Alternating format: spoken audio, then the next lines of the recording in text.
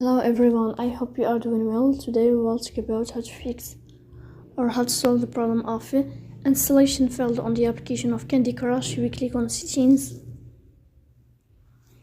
In this page, you will click on apps, default apps, app settings.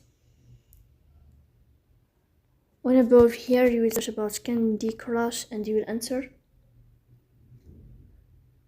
Then here, in this page of app info, you will click on first stop and you will click OK. Then you will enter to the window of storage. Here you will click on clear cache.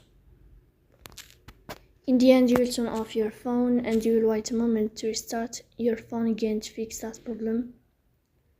So that's all. Don't forget to support us by like and subscribe. See you next time and thank you for your watching and your attention.